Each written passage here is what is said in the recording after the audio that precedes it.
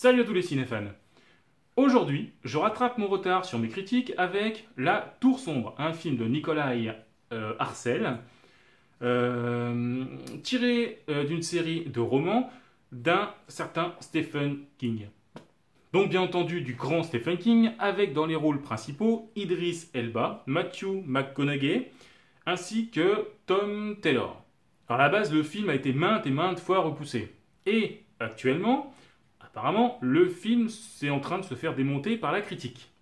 Et je ne vois pas pourquoi. Bon, en même temps, c'est vrai que j'aime certains films de merde. Bon.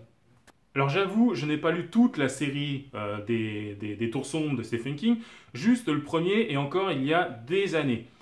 Et je me rappelais même plus de l'histoire de base. Du coup, je ne peux pas dire si le film est fidèle ou non avec le bouquin. Et au final, j'en ai rien à regarder.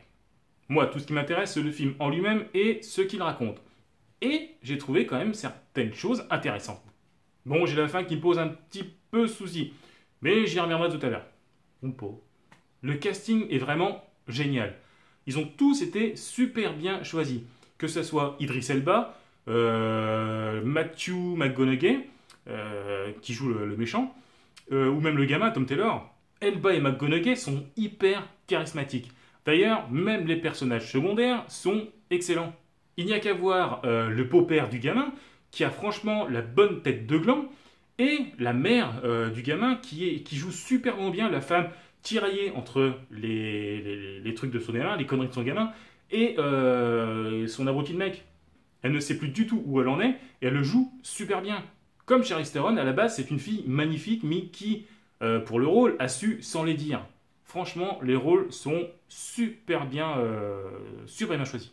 L'histoire est bien amenée, racontée de manière sérieuse, surtout quand le gamin passe pour un cinglé, que tout le monde le croit cinglé.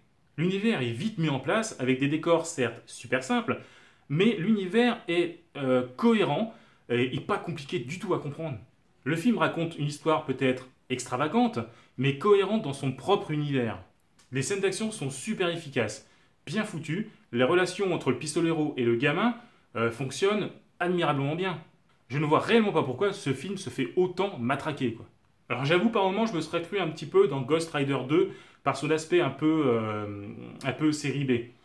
Mais de toutes les adaptations tirées de l'univers de Stephen King, mis à part La Ligne Verte ou encore Running Man peut-être, et encore, c'est bon, voilà, c'est l'une des seules adaptations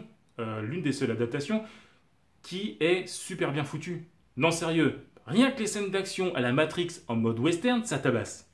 J'espère réellement qu'il y a des suites qui vont être mises en chantier, même si, vu l'accueil du public et de la critique en général, ça semble mal barré. Après, comme je le disais, la fin m'a laissé un petit goût de bâclé ou de pas crédible dans la façon dont la fin, du moins vraiment le truc de fin, la conclusion, est racontée. Mais c'est vraiment une chose minime dans tout ce film et ça mérite pas autant de critiques négatives qui peut se ramasser en ce moment. Enfin bref, allez voir Le Pistolero, La Tour Sombre, c'est un super film. Et comme d'habitude, n'oubliez pas de liker, commenter, partager et abonnez-vous. Allez, à plus les cinéphanes.